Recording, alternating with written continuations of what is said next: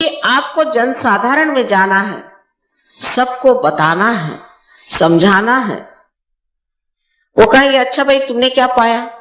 मुझे तो ऐसी चैतन्य की लहरें आ गई ठंडी ठंडी, बस हो गया। हाँ क्या नहीं, वैसे हमारा बिजनेस अच्छा हो गया, मेरे बहू को बेटा नहीं होता था उसको बेटा हो गया, मेरे घर का जो प्रॉब्लम था वो ठीक हो गया, आदि आदि ऐसी बातें बताएं। चलो इस पर भी कोई विश्वास करके सहयोग में आ भी गए तो जैसे एक वैसे 10,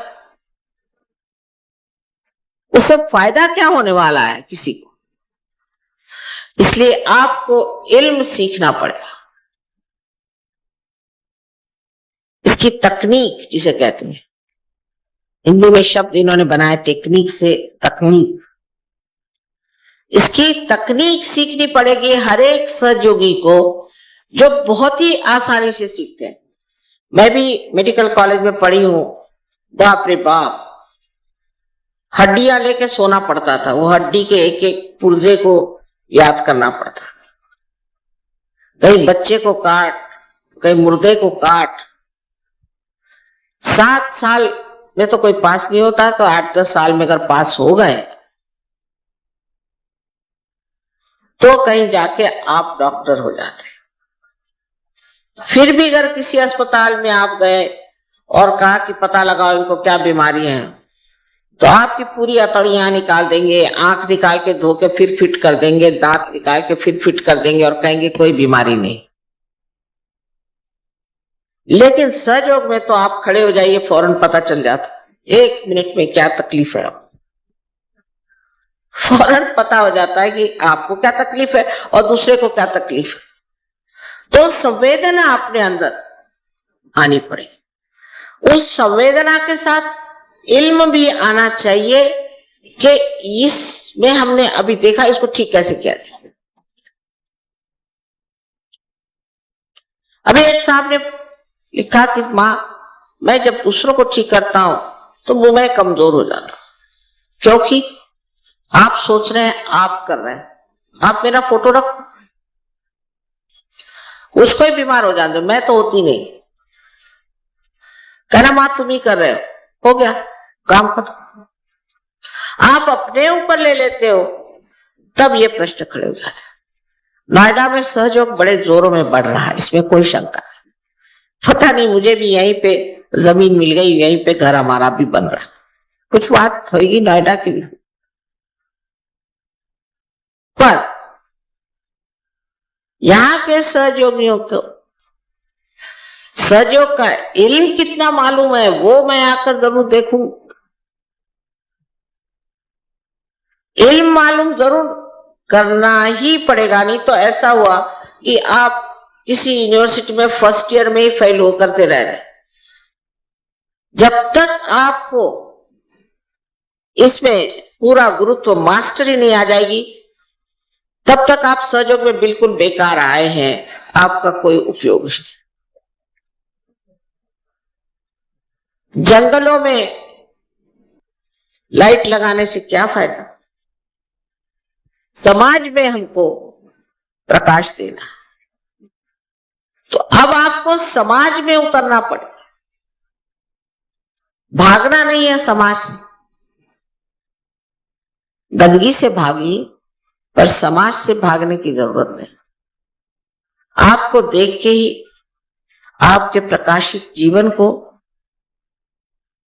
आपके नूर को देख के ही लोग समझ लेंगे कि ये चीज कुछ और ही है, और पूछेंगे कि भाई है क्या, बात बताइए।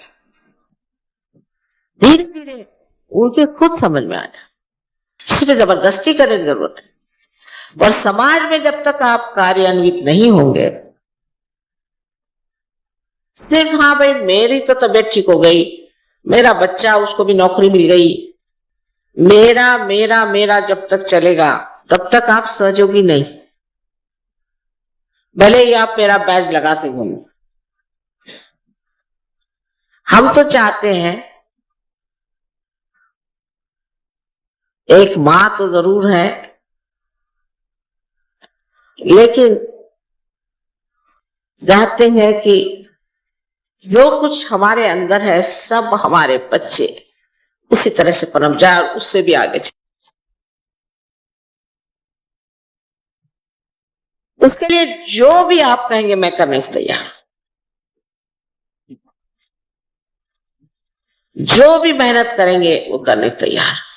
तो मैं देखती क्या हूं, माँ मैं तो बीमारी मेरी ठीक ही नहीं हो रही, माँ मेरा यही नहीं हो रहा, वो ही नहीं, यही रोना गाना करते रहते। तो क्या तुम लोग सहयोग में आए हो कि क्या?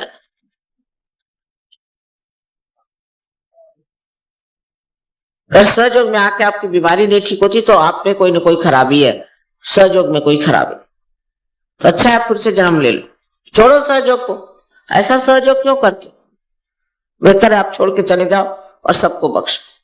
रोज मुझे 5-6 बजे तक बैठना पड़ता है, सवेरे 6 बजे से 6 बजे तक, यही सब रोना लेकर लोग पहुंच जाते। ऐसा कोई जब कहे अब कुछ नहीं चाहिए मां, बस सब मिल, अब बस ठीक चल रहा है, तब फिर तबीयत बनती है और सोचते हैं कि ये समझ गए कि हमारे जीवन का लक्ष्य क्या है। हमारा मार्ग तो ठीक हो गया, लेकिन ये मार्ग कहां पहुंचता है और हमें अग्रसर अगर होना, इसमें अगर बढ़ना है तो हमें क्या करना है, उसके लिए क्या प्राप्त करना है। और सब चीजों में तो हम बहुत स्पर्धा लगाते कि अगर हमने एमबीबीएस किया तो हम एमडी कर दें, फिर एमडी करने के बाद ये भी कर दें, फिर वो भी करते हैं, दुनिया भर। धंधे में भी आज हमने एक छोटी सी फैक्ट्री खोली, कल उसकी डबल फैक्ट्री खोले, उसके बाद उसके 4 गुना ज्यादा फैक्ट्री खोले। एक घर 2 साड़ियां है तो उसको 10 साड़ियां होनी चाहिए, अगर जेवर अगर एक है तो वो 10 जेवर। इसमें सब में स्पर्धा है। अरे वो बड़ा अच्छा जेवर पहन के आई थी, मैंने पूछा कौन से दुकान से आई थी, उसी दुकान में जाके जेवर खरीदे। इस मामले में बड़ी स्पर्धा। फिर हमारे मर्दों की भी पुरुषों की भी जो स्पर्धाएं हैं उसका भी कोई अंत नहीं। रात दिन ये माँ मेरे ऑफिस में डिप्टी सेक्रेटरी है, मुझे उसकी नौकरी चाहिए, पर वो तो हटता ही नहीं, उसको किसी तरह हटाने की व्यवस्था करिए। अब यही घर धंधा मुझे करना है। अच्छा तो फिर ऐसा है कि मैं उस तांत्रिक के पास गया था, उसने पैसे ले लिए, पर उस डिप्टी सेक्रेटरी को हटाया नहीं। मैंने कहा भाई तुम फिर दूसरे किसी के पास जाओ, मेरे पास इसका कोई इल्म नहीं। और ऐसे लोगों के लिए सहयोग नहीं।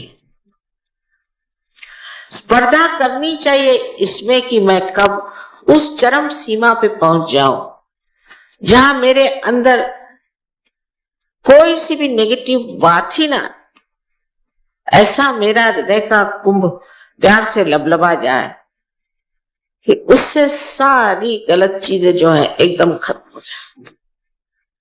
इस तरह की भावना अगर हमारे अंदर जागृत हो जाए तो ये परम चैतन्य बैठा है आपकी चरण सेवा करने के लिए, जो कहिएगा सो।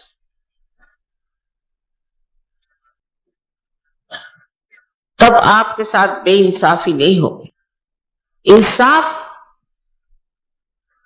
पूरी तरह से आपके साथ इस तरह से होगा कि आप भरपूर हो जाए। ऐसे भी बहुत से लोग सहयोग में मिले और मिलते हैं, इस नोएडा में भी हैं और इस दिल्ली शहर में भी है, जहां मैं तो सोचती थी कि बबूल के झाड़ के सिवा कोई झाड़ ही नहीं हो सकता, वहां गुलाब खिल गए। हर जगह इतना कार्य हो, लेकिन आपको भी इसी में स्पर्धा करना है कि हम भी ऐसे हो के दिखा देंगे। इसके लिए कोई आपको कॉलेज में भर्ती नहीं होना है, कोई आपको पैसा नहीं देना है, कोई खर्चा नहीं करता है, सिर्फ पूर्ण शुद्ध इच्छा अंदर होनी चाहिए और इस इच्छा को क्रिया में परिवर्तित करना चाहिए। फिर देखिए आप कहां से कहां चले जाते और कहां से कहां आप कार्य करते हैं। कुंडलिनी के बारे में तो बहुत से लोग जानते हैं और बता भी देंगे, चक्र भी बता देंगे, उसके नंबर सब कुछ बता देंगे, लेकिन इल्म हमारे अंदर कितना है वो देखना चाहिए। से संवेदित करता है, आनंद से भर देता है। इस प्रकाश को संजोने के लिए सबसे पहले हमें अपनी इज्जत करनी चाहिए कि हम अब सहज योगी हैं, अब हम ये नहीं कर सकेंगे और यही कर सकेंगे। इस नतीजे पर पहुंच जाना पड़ेगा। अपने प्रति पहले श्रद्धा, प्रेम और विश्वास होना चाहिए कि हम ये करके दिखाएंगे, हम सब कुछ छोड़ देंगे। बाप दादे हमारे करते रहे होंगे, लेकिन आज हम सहयोग पे खड़े हुए हैं और हम करके दिखा सकते हैं। सब बेकार चीजें हम छोड़ दें और असलियत पे उतर आएंगे। बस ये अगर आपने ठान लिया तो देखिए कि सारे कार्य कितने सहज में हो सकते। शुरू में तो परम चैतन्य आपको अनंत चमत्कार दिखाएंगे। आपको एकदम से कहीं से पैसा मिल जाएगा, एकदम से कोई ना कोई बड़ा भारी लाभ हो जाएगा, मन में आपके शांति आ जाएगी, जिससे दुश्मनी से उससे दोस्ती हो जाएगी, सब कुछ हो जाएगा। ये भी एक प्रलोभन है। अब मुझे यहां आना था, रास्ते में बहुत सी चीजें देखने की थी और अगर मैं बीच में ही उतर जाती तो यहां कैसे पहुंचती। तो किसी भी प्रलोभन में नहीं पड़ना है, अपनी मंजिल पे जाना है और आपका मंजिल है पूरी तरह से सहयोग में प्रभुत्व।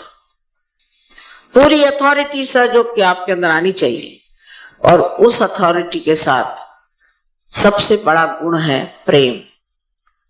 उसका सबसे बड़ा अलंकार है नम्रता और उसका सबसे बड़ा देना है आशीर्वाद। परमात्मा आप सबको सुबुद्धि दे और आप सबको अनंत आशीर्वाद।